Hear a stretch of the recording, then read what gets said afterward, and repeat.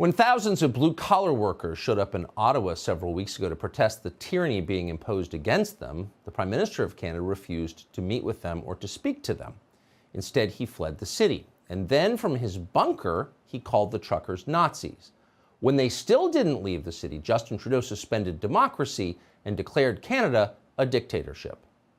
The federal government has invoked the Emergencies Act to supplement provincial and territorial capacity to address the blockades and occupations. The Emergencies Act will be used to strengthen and support law enforcement agencies at all levels across the country.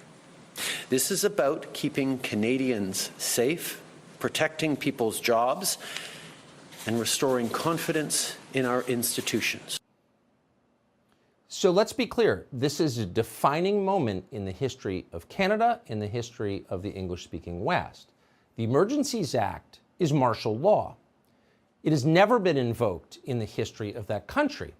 Now, by law, the Emergencies Act is allowed only in emergencies, in, quote, urgent and critical situations that seriously endanger the lives, health, or safety of Canadians. What's happening now does not qualify. What's happening in Canada now is not an emergency. Here's what it looked like this weekend.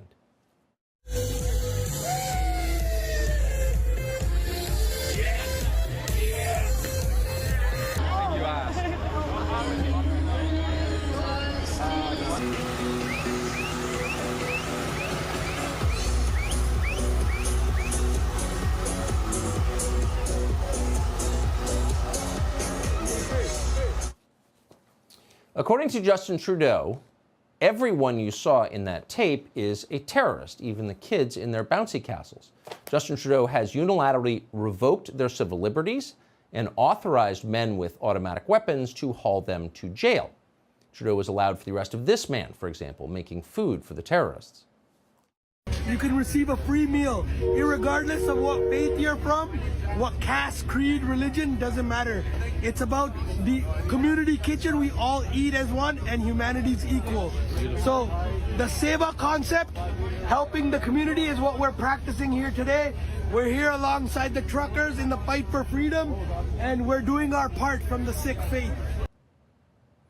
So again, all of these people can now be arrested on sight simply because of where they're standing, but being arrested is the least of their problems. An arrest suggests bail. You can get out of jail.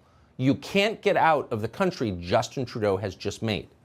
Under martial law, Trudeau now has the power to force banks to seize their bank accounts and insurance companies to cancel their insurance.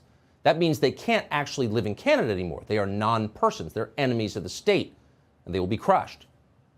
At least one trucker knows exactly what's coming. He has seen it before. He came to Canada from Nicolae Ceausescu's Romania. Why did only people meant to vote?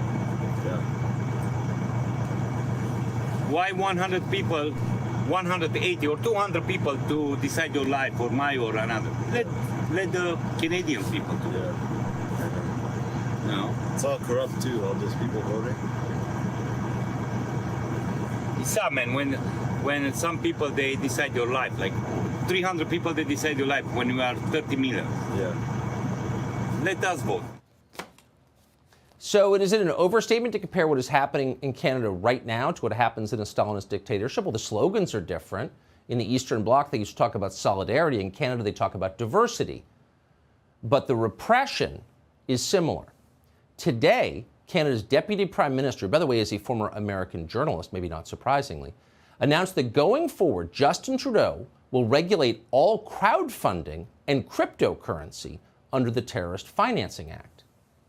Really? So Justin Trudeau is now in charge of all of your finances. He's in charge of cryptocurrency? How does that work? And on what justification?